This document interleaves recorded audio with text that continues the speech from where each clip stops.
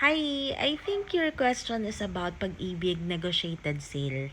And when we say negotiated sale, walang kumuha ng property from the first and second bidding. And usually, we can get properties here at a much lower cost. And with regards to your question, kung pwede siya sa long term and if ever may bid bond pa din sa long term, well, sagutin ko muna kung pwede siya sa long term. The answer yes, given that you are a Pag-ibig member and you met the requirements for a housing loan.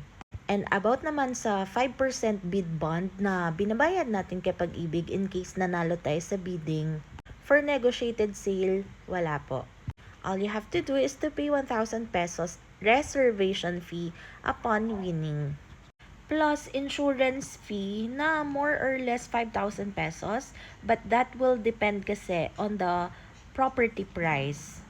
I hope nasagot ko yung tanong mo. To those of you who want to learn how to bid a foreclosed property with Pag-ibig, you may visit my YouTube channel. Ayan. I'm actually sharing tips about Pag-ibig housing loan and my experience with Pag-ibig foreclosed properties. Makikita nyo yung journey ko kung paano namin napalulunan itong bahay na to. Yan lang, ciao!